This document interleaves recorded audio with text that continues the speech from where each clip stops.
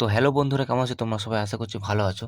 তো দেখো, আজকে আমরা পড়বো ক্লাস 5 এর এই বিমলার অভিযান, এই কবিতাটি আজকে আমরা কিন্তু পড়বো। লিখেছেন কে? নবকৃষ্ণ ভট্টাচার্য। ঠিক আছে? তো চলো দেখি কি বলেছে। তোমাদের খুবই ভালো লাগবে, ঠিক আছে?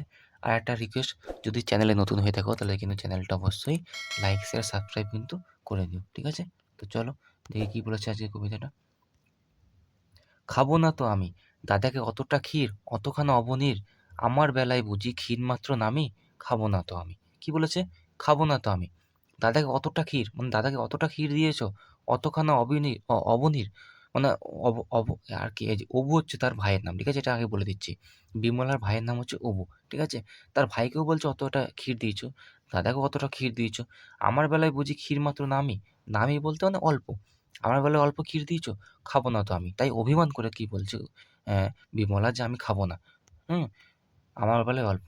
তারপর কি বলেছে দেখো, ফুল আনিবার বেলা যা বিমলা যা, পূজা করি দাও এনে সোনামণি মা, কাঁদিলে দুরন্ত খোকা রাখে তারে ভার, তার বেলা ও বিমলা নে মা একবার, ছাগলেতে নোটে গাছ খেলে যে মুড়িয়ে, যা মা একবার গিয়ে দে তো মা তাড়িয়ে, দাদা বসিয়াছে খেতে দাও তো মা নুন, পানটা যে বড় ঝাল দে মা এনে চুন। কি বলেছে দেখো, ফুল আনিবার বেলা যা বিমলা যা, ফুল আনার সময় বলবে যা বিমলা যা, পূজা করি দাও এনে সোনামণি মা। ধরো পূজা করতে বসেছে তার মা, তখন বলবে বিমলা তুমি ফুল নিয়ে আসো, পূজা করতে বসবো।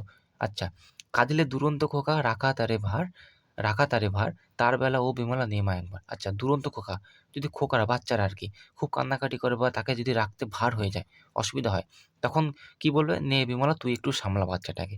এই যে এই কথাটা বলছে, তার বেলা ও বিমলা নে মা একবার, বিমলাকে বলবো তুই একবার নে, মানে বিমলা সারাদিন কি কি কাজ করে তা কিন্তু বলেছে, তাকে দিয়ে কি কি কাজ করায়। ছাগলেতে নোটে গাছ খেলো যে মুড়িয়ে, যা মা একবার গিয়ে দে তো মা তাড়িয়ে। ছাগলেতে যদি গাছ মুড়িয়ে খায়, তার বেলা বলবে যা মা একবার তাকে তাড়িয়ে দিয়ে আয় তো, সেটা বলছে দে তো মা তাড়িয়ে। তারপর কি বলছে, দাদা বসিয়াছে খেতে দাও তো মা নুন, পানটা যে বড় ঝাল দে মা এনে চুন। দাদা যদি খেতে বসে, তাকে বলবে, মা বলবে তাকে একটু নুন এনে দে, ঠিক আছে? আবার পানটা যে বড় ঝাল দে মা এনে চুন, তার মা যে পান খায়, পানে আবার একটু ঝাল যদি লাগে, তখন একটু চুন দিলে একটু খার হয়, সেটা বলছে।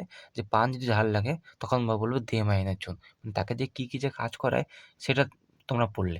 এবং তাকে কিন্তু ক্ষীর দেওয়ার বেলায় শুধু মাত্র দিয়েছে, তাই কিন্তু সে অভিমান করে বলছে যে আমি আর খাবো না। যার যত ফরমাস, ফরমাস মানে ওই আদেশ, যার যত ফরমাস সব তুমি করো, তাতে তুমি বিমলাটি বাঁচো আর মরো।